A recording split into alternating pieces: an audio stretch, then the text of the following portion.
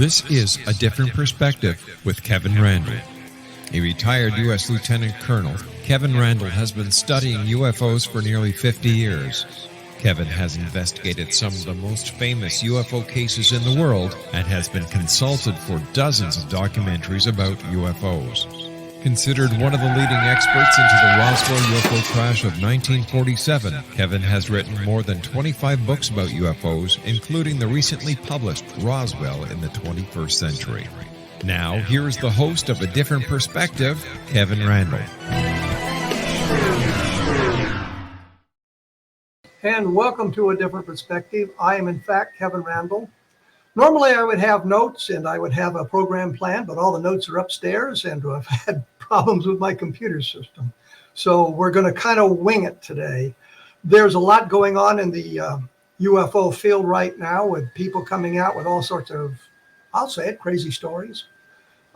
Things that I think are probably, shall we say, less than candid. I've got some real problems with some of what is being investigated. I'm upset with the way the Arrow investigation has gone because it reminds me of exactly what was going on in 1969 with the Condon Committee and Project Blue Book, and we seem to have not progressed any further than that. So we, and I say we, I mean Don ECKER, who's my guest, and he'll be on in just a moment, are going to talk about some of that and see what we can do about figuring out where we're going and what things are happening in the world of ufology or UAP or whatever they call it now in the world. So I guess we'll just move on. Don, welcome to A Different Perspective. Very much. Appreciate it. Here, let me get my camera on. And, caught you off guard. Yeah, let me thank you, and let's see what the heck is happening. Okay. My notes again are upstairs, and Don ECKER, of course, was the director of research for UFO Magazine. He's been around the UFO field for probably as long as I have, has participated in many, many types of investigations. Vietnam veteran like I am, former police officer, author of a science fiction novel, which I had written down so I could plug, but I'm not going to be able to do that now. I'll leave that to you. Past Sins. Okay, Past Sins, which is available on Amazon for those of you who would like to take a look at it. It's got vampires in it and blood-curdling attacks and all kinds of stuff. So there you go. You've, of course, been watching what's going on in the rush to disclosure in the last couple of years, starting with the Navy cockpit videos and the alleged leaks into the public arena and that sort of thing. The investigations with Arrow, NASA coming into it and all of that sort of thing. Where do you think we're going? Is that going to be helpful? Are we going to go anywhere with that, or are we going to just end up in the same place we've always been? Well, to tell you the truth, Kevin, for a brief window after December of 2017, I had higher hopes in light of the press briefing that now deceased Senator Harry Reid gave in December of 2017, where he came out and he admitted that he had secured, in connection with a couple of other fellow senators, in excess of $20 or $22 million to begin a new program, classified program at the Pentagon called the Aerial Threat Assessment Program. So I thought, boy, that's something I never would have believed that I would see. Back in the early 90s, when we were publishing UFO Magazine, I broke two rather huge stories involving unidentified objects in outer space. One of them was STS-48, where during a shuttle mission in September of 1991, they encountered a bogey and something appeared to shoot at the bogey. Now, notice I said appeared to shoot. Looking at it with my eyes There was no mistake in my mind what I was witnessing. But of course, NASA immediately decried that, claimed that what we were actually seeing was frozen urine from a. Standing aside from that, another story I broke in November of 91 involved a Soviet Union probe from when there was still a Soviet Union called Phobos 2 that encountered something in Mars orbit where the former Soviet space agency, Glavkosmos, claimed that this object rammed their probe.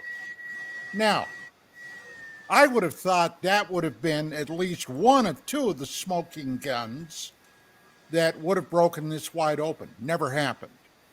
Now, in light of what's happened the last 6-7 years, once again, I look at this situation with disdain. Smoke and mirrors, dog and pony show, okay? The bottom line is that there is a core secret to this phenomenon, something that only a tiny handful of people ever truly had as much to know about it as was possible that knew about it. And this core secret is purportedly ensconced within a special access program. Now, what that means is, with the inclusion of an SAP, if you don't have a need to know, you never will. And the intelligence agencies, the CIA, the NSA, the NRO, the DIA, the ABCs, and the Girl Scouts of America, okay, are totally against anything becoming clean and out in the public. No, I don't think it'll ever happen. So you think that this is kind of the same thing they did back in the 1960s with the Condon Committee, the University of Colorado study, which was supposed to make a scientific evaluation of the UFO evidence as it existed, and then present their conclusions. We now know, of course, that the conclusions were written before the contracts were signed and any money was spent. And the Condon Committee came to those conclusions and allowed the Air Force to shut down Project Blue Book, which I think for a period of time, most people thought, well, that's the end of it. There's nothing to it because Blue Book is shut down. Now we're to that point again where the Pentagon, the alphabet agencies you mentioned, the news media is now scrambling around again, pretending that this is all new and this is all different. But we're right to the same point where we were in the late 1940s. You don't think it's going? You know from having been in Southeast Asia, what a dog and pony show is, right? You know. Yeah, absolutely. And I know what a dog and pony show is, and that's what this is developed into. There is absolutely something that they will go to the grave. Sheridan Cavitt, for God's sake, okay? A guy that you dealt with Roswell. Did that guy ever crack? Okay, no, he didn't. He was a damned liar to the day he died. Jesse Marcel, on the other hand, came forward.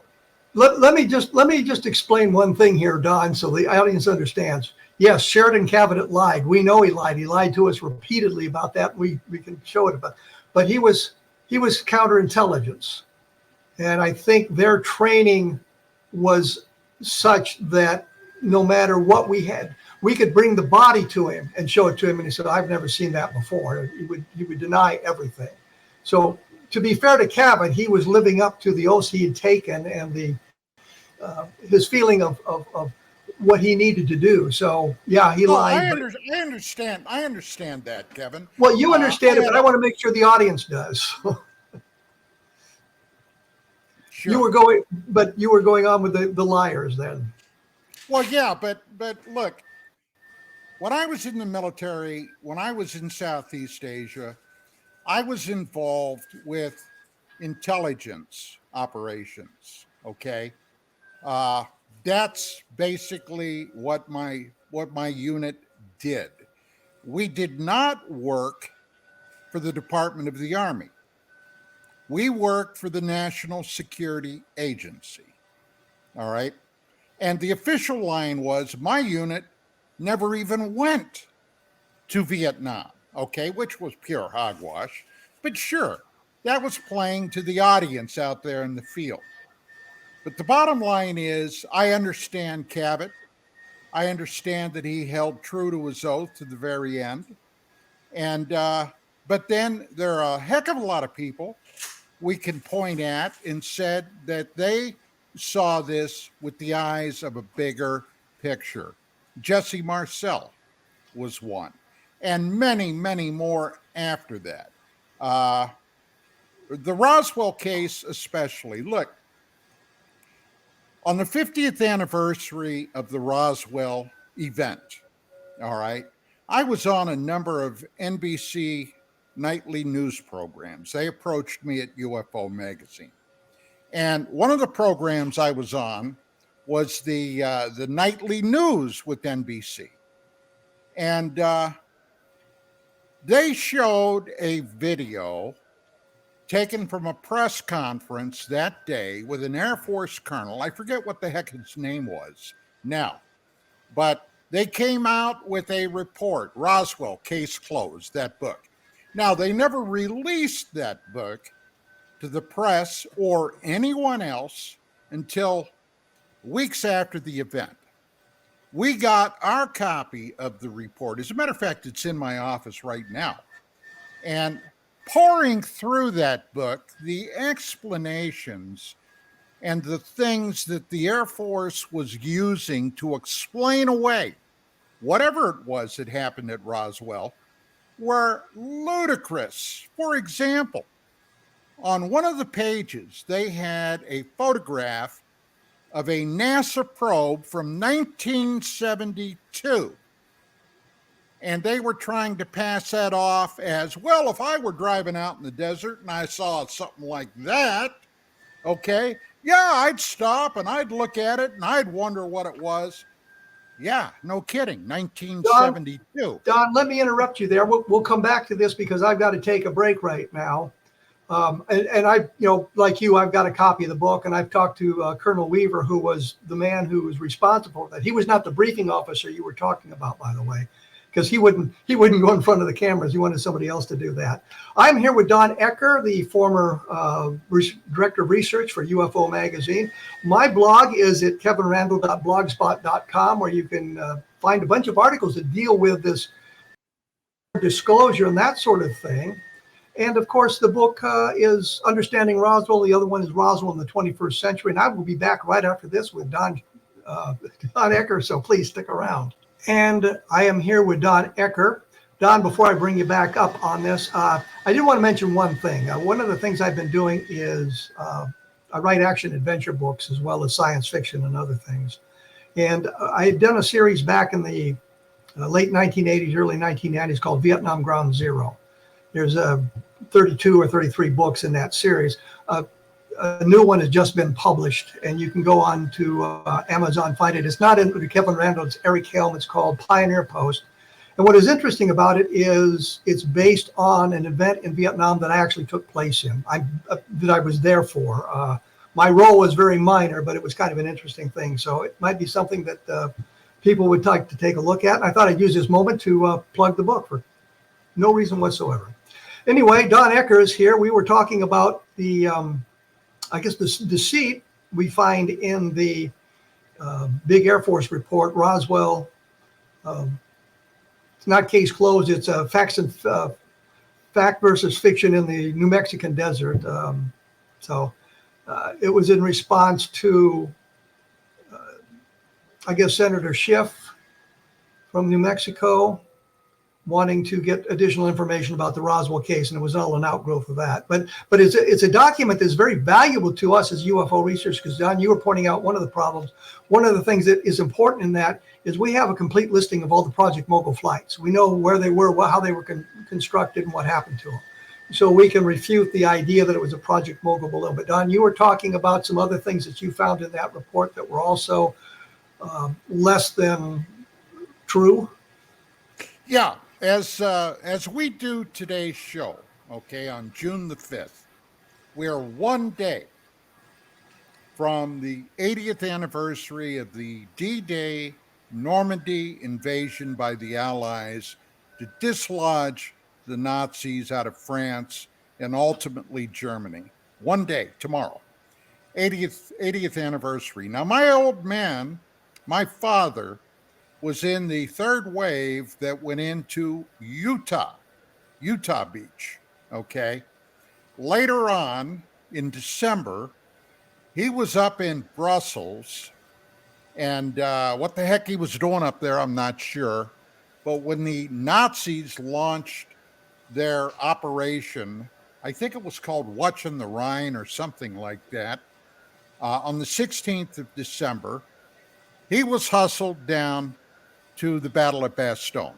Now, I can just imagine if I would have suggested to him that his memory was all faulty and they actually were fighting in the summertime. Now, why do I even say something as crazy as that? Well, the Air Force said something as crazy as that in their Roswell case closed. These witnesses that came forward claiming they saw bodies from this object that impacted the Earth, no, they were all wrong. It actually were anthropomorphic dummies that the Air Force was dropping in 53, 54, okay? Now, I can imagine if I went to my father when he was still with us and I said, you know what, Pop? You're all wet. That didn't really happen. I got the Air Force report right here. He'd have booted me right out through the front door, okay? So this is the kind of crap. Look, they depend upon, and unfortunately today it's true, the ignorance of so many people and so many people willing to take the government line no matter how ridiculous. Now, you mentioned the Condon Committee report, okay? Now, I can remember I was on my way to college when all this was happening. I can remember that pretty vividly because I was very interested in what was going to shake out of that. Because I had had an extraordinary sighting of the phenomenon, whatever it is, in 1966. So yeah, I had a great interest in it. Now, later on, as I did a lot of research, when I became the director of research for UFO Magazine, I went back and I scoured historical files from that period. And I saw something that was very interesting. And I wonder how many people were aware of this. Now, Edward Condon was the guy that was picked and accepted the job of being the chairman of this committee, okay, that was examining UFO cases. And initially, all right, the various UFO research organizations that were there was all for it. They offered anything and everything they could do to help Condon and the committee along. And I'm talking primarily about NICAP, National Investigative Committee Aerial Phenomena, and APRO, the Aerial Phenomena Research Organization, which, Kevin, you were a part of. Now, then something happened. And when I discovered this, I said, oh boy, the fox really got in to the hen house. One of the project executives, Robert Lowe, had written a memo, okay, to some of the other people on the board, basically saying, look, the trick is going to be making, and I'm paraphrasing now, okay, but the trick is going to be making everybody think that we're a group of scientists entering into this with zero expectations of actually finding anything. But basically, we don't want to blow our cover, okay? And once again, I'm paraphrasing. Well, when that became public back in, I think it was like 67, 68, the whole thing blew up. And there was a tremendous amount of press interest in it at that time, into what the heck was going on. But Condon, who was the epitome of a con man, okay, never did 1 minute's worth of, I'm talking about himself, 1 minute's research into what actually was going on. In one example, okay, the people that Condon zeroed in on were the contactees. They were his favorite buffoons and clowns. And in one case, Condon had one of these contactees tell him that at a certain place, at such and such a time, the ETs, the aliens, were going to come down in a flying saucer and land. So what did Condon do? He went out, he grabbed himself a high school marching band, took them out to this place, ready to play when the aliens landed. He regarded the whole thing as a joke. But when they finally shut this down, at the end of the Blue Book, or at the end of the Condon Committee activity, and they finally shut it down, they rushed to get it closed. They had a hurried press briefing. And even then, over 30% of the cases they did look at were never explained by anybody. Okay. Well, I always like to say there's one case in there that was solved. They said it was a natural phenomenon so rare it had never been seen before or since. Right. And I'm thinking, if that's true, then this would be something of scientific value to look at. But to kind of append to what you were saying, there was the letter exchange between Robert Hippler, who was one of the contacts from the Air Force to the Condon Committee, and Robert Lowe, who was the man you were talking about.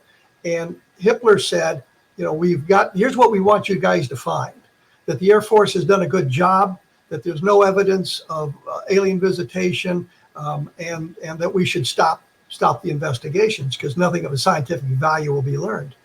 And Lowe wrote back, sure, well, we can do that. It's exactly what they found.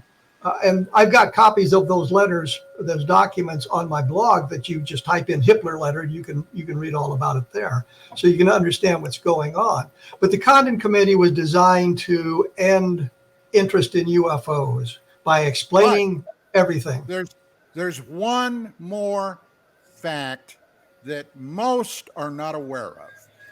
Back in the very early 50s, there was the Great Red Scare. Communists infiltrating Hollywood, communists infiltrating the government. And as a result of this Red Scare, the Congress started the House on Un-American Activities examination. Okay? And at that time, Dwight Eisenhower was president. Richard M. Nixon was vice president. Nixon took part in the House on Un-American Activities investigation. One of the people that was examined and was basically run into the wall was, guess who? Edward U. Condon. Condon. And here is what most people are not aware of. In '68, Richard Nixon finally won the presidency. Now, say what you want to about Richard Nixon. One thing you can never take away from him: he never forgot an enemy, okay? And he saw Condon as an enemy. The great fear was that Nixon, they had to get this thing shut down before Nixon took over in January of '69, because just out of spite, Nixon might jump into this fray just to embarrass Condon. And as a result, they closed it up. The Air Force got out of supposedly, the UFO business, shut down Blue Book, except nobody told the UFOs. They never went away. As a matter of fact, if anything, they got even more visible in the sky. So anyway, Kevin, I wanted to mention that. Well, let me get ready here because we're going to have to take a break in just a minute or so.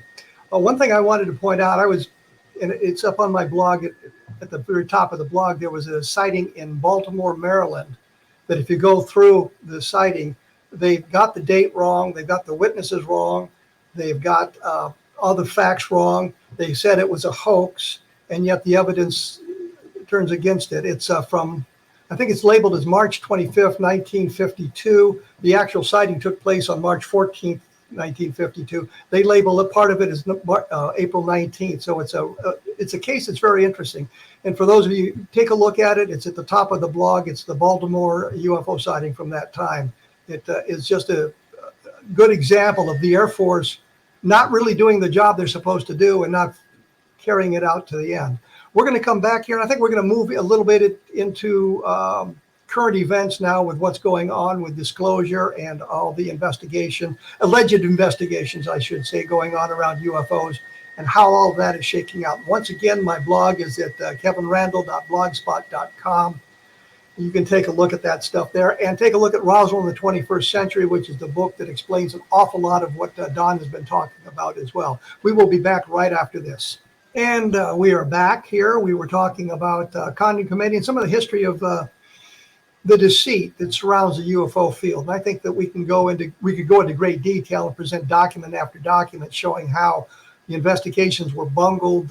They were just shuffled aside. The Air Force and the skeptics are proud of saying, well, they investigated UFOs under Project Blue Book, and they only were unable to explain 701 of them. And you can probably write that off as not having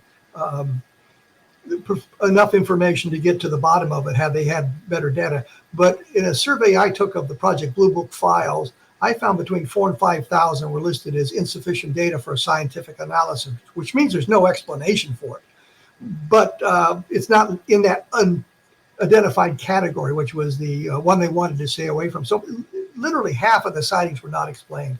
That's in the past. I think it's important to understand the past to understand what's going on now. Now, Sean Kirkpatrick, who was the head of AARO for a period of time, issued a report a few weeks ago, I believe, 64 pages of what his findings were. I'm sure you've taken a look at that report, Don. Yes. What were your conclusions from that? You want me to take the roundabout tour or the short and sweet one? I think short and sweet would be very nice. He's a damned liar. Or is he just ill-informed and worked very hard to be ill-informed? That's possible too. But Kevin, I don't like to beat around the bush. Look, I've been watching this same type of activity for as long as I've been professionally involved in this field. Now, hey, look, he's not the only guy that speaks. I'll play along with you. Untruths. Okay. He's not the only guy. Hey, we've had more than our share on this side of the fence speaking untruths.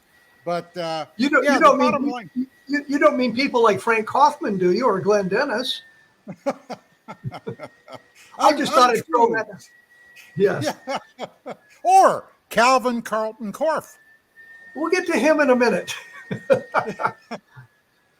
Anyway, you were talking about him speaking untruths, Sean Kirkpatrick. Look, and his report. People like David Grouch, all right, has come forward, testified before Congress under oath, took in closet testimony, okay, behind closed doors. If this guy were knowingly speaking lies, all right, they could hang him out to dry. I mean, really hang him out to dry. Granted, although he did say that he had no firsthand information, but he did have tons of secondhand information he was given by allegedly firsthand participants. And he offered to give Congress their names behind closed doors. Now, I am sure he did, but some of the things that he did say publicly figured greatly into a paper I wrote a few months ago. You read it. As a matter of fact, you had it on your blog. Disclosure, a dangle too far. This was a paper I was driven to write, where I came to the conclusion about the UFO UAP topic having a core secret that nobody, at least officially, is aware of. And this core secret is surrounded by a special access program designator, which means if you're not on the bigot list, if you're not in the book, you don't get to see anything, okay? Now, purportedly, that even happened to a former director of the DIA, okay, who had been convinced by a number of people, one of them being Edgar Mitchell, the sixth American astronaut to walk on the moon, Dr. Edgar Mitchell, to see what he could shake out within the inner corridors of the Pentagon. And according to notes discovered in Edgar Mitchell's effects after he died, he found a paper that had been written down by a physicist who had interviewed this admiral. By the way, the admiral's name is Thomas Wilson. And basically, according to the notes that this guy got from Wilson, was sitting in the parking lot in a parked car at EG&G in Las Vegas. And if you know anything about a guy named Bob Lazar, you'll have heard EG&G before. But Wilson allegedly told this guy that he contacted a aerospace corporation out here on the West Coast, and they refused to talk to him over an unsecured telephone line. They said, if you want to talk to us, you've got to come out here. So Wilson allegedly flew out, was taken to a secure vault where he began asking these people questions. The security administrator pulled out his copy of the bigot list. That's a list of names with people with a need to know or access to certain secret programs. Went through it, didn't find Wilson's name, and in effect said, sorry, Admiral, we can't help you. You're not in here. Have a nice trip home. Well, purportedly, Wilson left enraged, flew back to D.C., was allegedly going to raise some holy hell, and somebody with a cooler head pulled him aside and reminded the admiral, well, you know, you're going to be retiring soon. I'll bet you'd like another star on your collar before you leave. And I'm sure you're looking forward to your pension. And if you do this, all of that is at risk. Well, Wilson calmed down. And now he denies it. He denies any of it. Now, why would he deny it? Well, very, very, very briefly, because Wilson has knowledge of a special access program. And under federal statute, if you do have knowledge of it, you might not even know what the heck it is, but you know that there's a program. It's a felony for him to even mention that. So he would have no choice but to lie. Okay. Now, that's something hard for a lot of civilians to understand, but that's the real world, and that's how it works. Well, I would say in defense of David Grush that he's reporting information he believes to be true. Yes. As you mentioned, he had no firsthand knowledge. It was secondhand sources. I'm thinking Don Schmidt, Tom Carey, me, you, Stan Friedman, all talked to people, especially around Roswell, who had firsthand knowledge that said, yes, I saw this, I did this, I was there to do that, without any repercussions. I think of Edwin Easley, probably the only person to talk to him. He was a provost marshal in Roswell in 1947. And I asked him at one point, are we following the right path? And he said, what do you mean? And I said, we think it's extraterrestrial. And he said, well, let me put it this way. It's not the wrong path, which is that's in telling us we're going in the right direction. So we mentioned those witnesses. The other thing that I know is Grush was at Skinwalker Ranch once or twice. And some of the people, the high level people, the high energy people, the people who are supposedly on the inside that know about this stuff were there as well. So I think again, on my blog, I have talked about, here's the cases I think that he might have heard about from these people, but he had no way to verify them and had no way to check them. And he hasn't done that, but he heard it from people that he thought would be on the inside and would be in the know about these things. And I can guess what some of those cases are, which I've done. But I think what Grush would be the useful idiot that we talk about sometimes. He knows just enough to get himself into trouble. You agree? Yes, I do. Yes, I do. Look, Kevin, I don't know what is actually happening. I don't think any of us do, but I was a criminal investigator. And when I really bore into this, I used that mindset that sometimes if it looks like a duck and it walks like a duck and water runs off its back, chances are it's a duck, okay? Now, with this core secret and this SAP surrounding it, I wrote a paper about what one aspect I believe is behind this. And another one, the other aspect, and I'll mention it, but I'm thinking about doing a paper on that also. So when I started writing this, the whole disclosure thing, I saw the ins, the outs, I saw the tantalizing tidbits, and I saw others trying to pull back. And I thought to myself, well, let me go back and watch David Grush again. He said a few things that really fascinated me.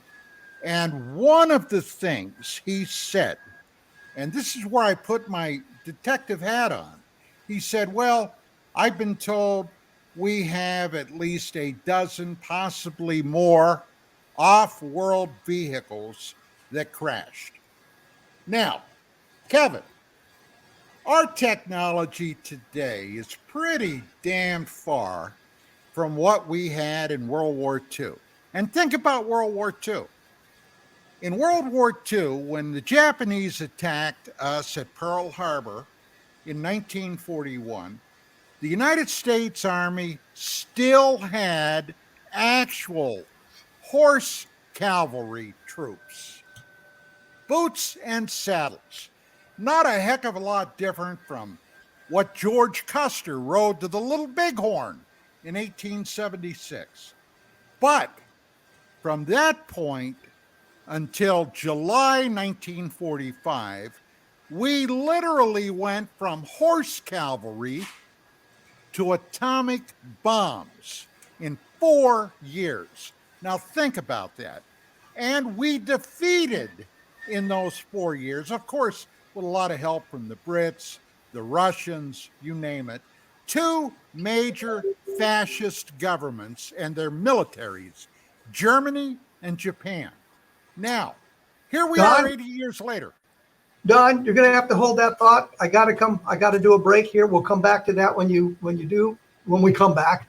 And we'll talk about maybe Cal Korff's sudden reappearance on the UFO field, which affects you and affects me as well in some fashion. Okay.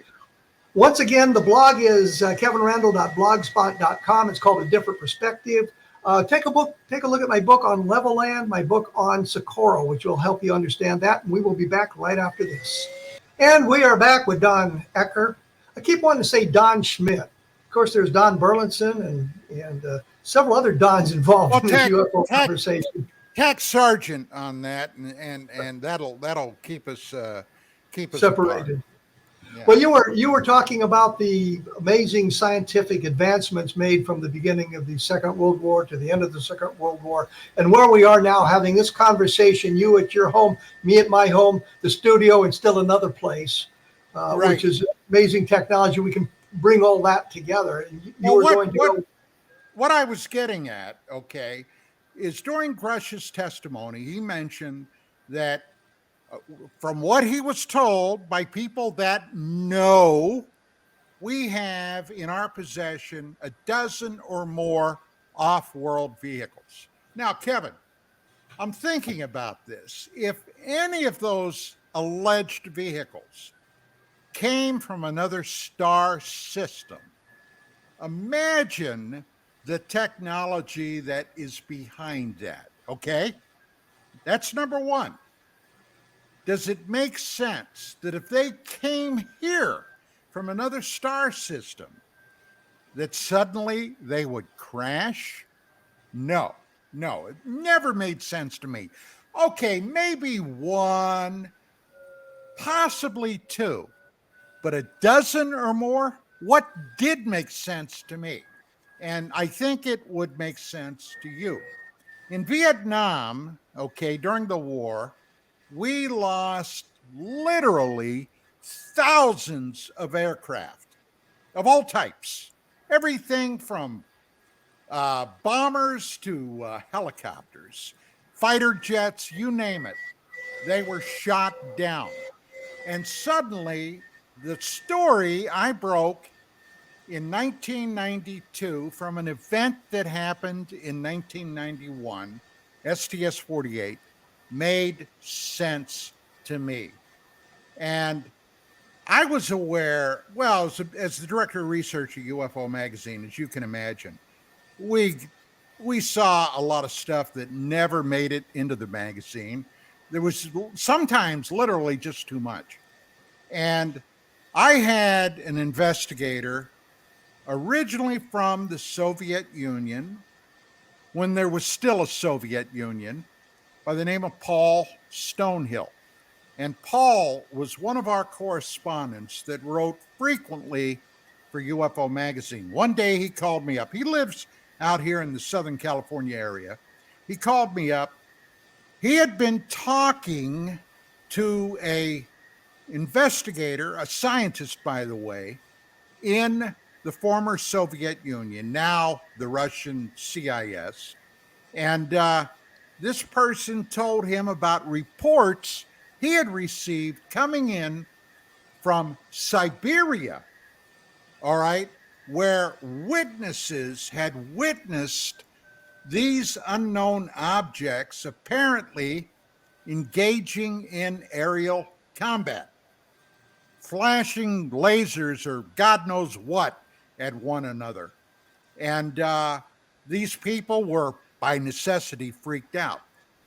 Now, if any of that is true, and if we do have a dozen or more off-world vehicles that came down somehow, then I began thinking, my God, Phobos 2, STS-48, other cases, all right?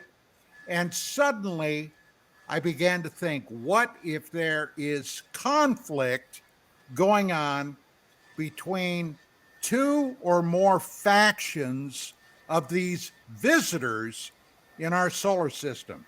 And what if our government was in the know about this? This would by necessity be something that they definitely would never leave out.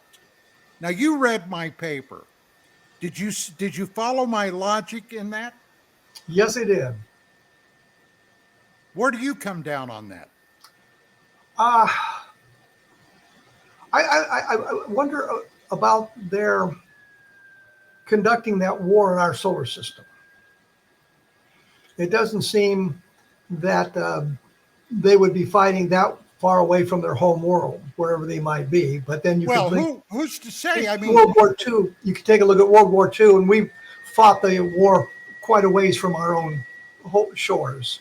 no, With we very didn't. few attempts. No, we didn't. We had action in the Gulf of Mexico with U-boats. We had action off of Atlantic City, New Jersey, for God's sake, with U-boats.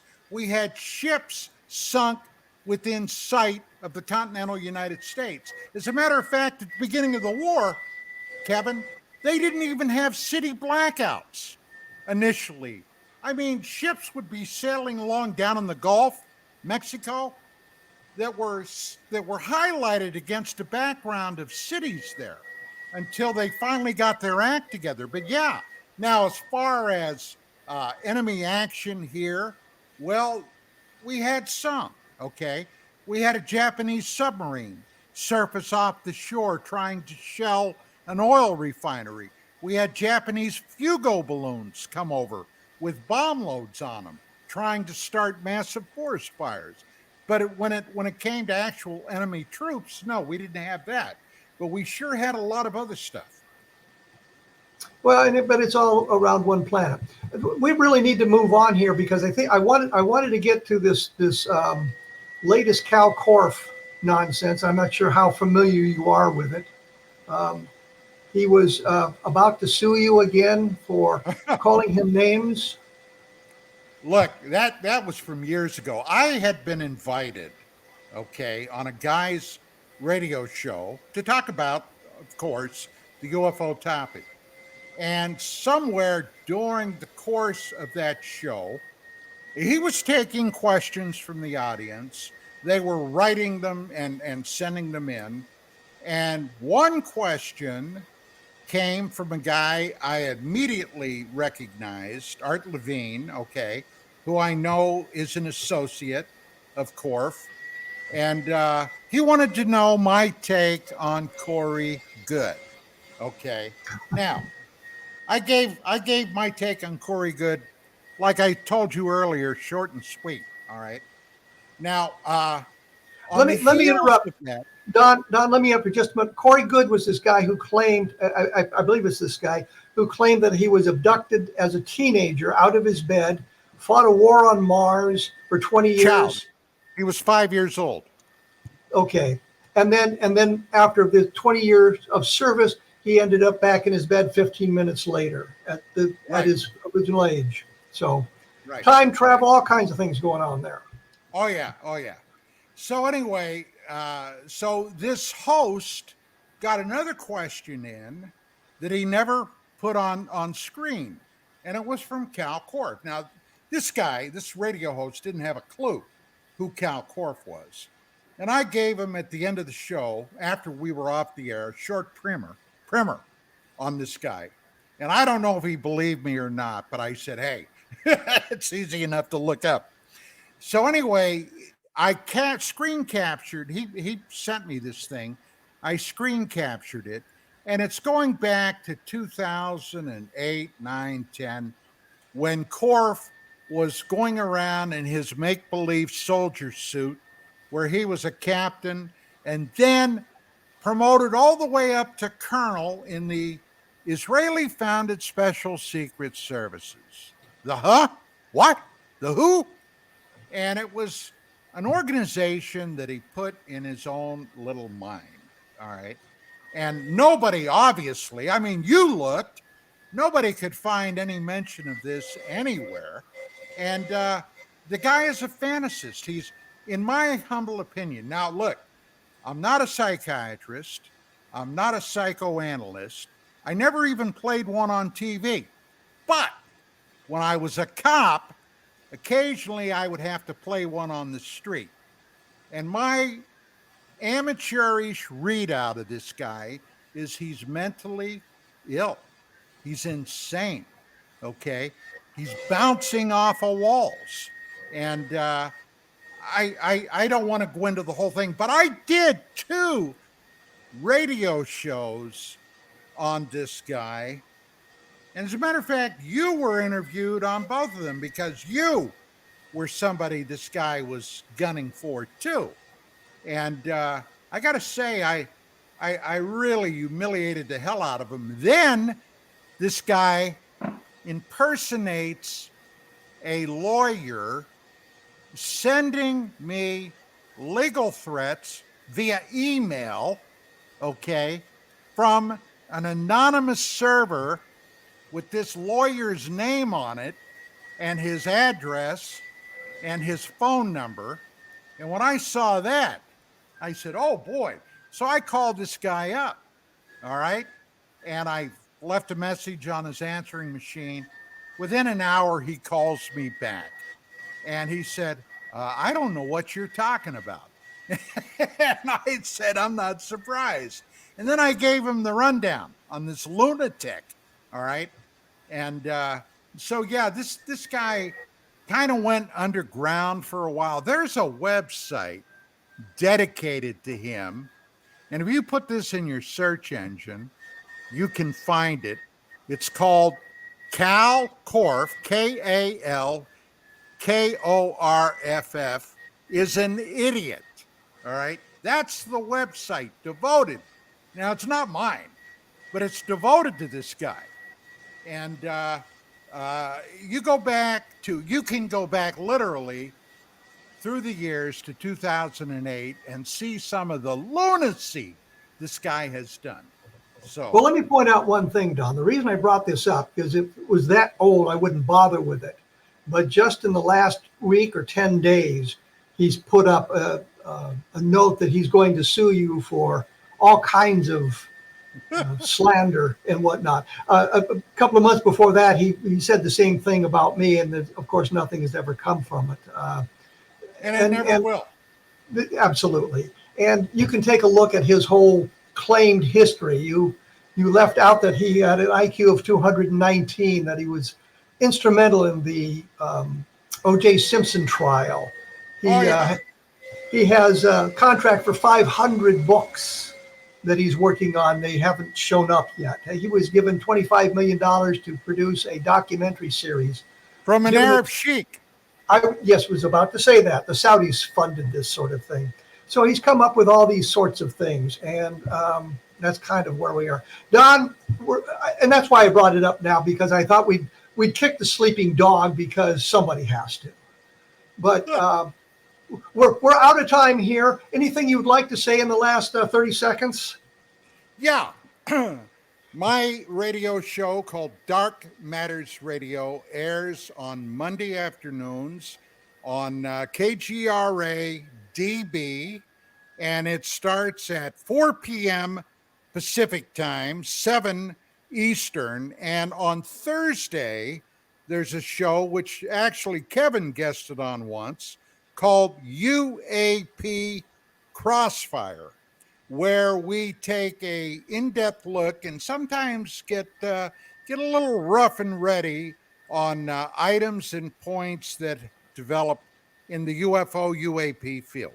That starts at 5 p.m. on Thursday, Pacific time, 8 on the East Coast. Hey, Don, thank you so much for taking time. I know this was a little bit crazy because of issues at my end with the computers and the internet and whatnot, but I thank you for taking time to showing up. We'll be in touch.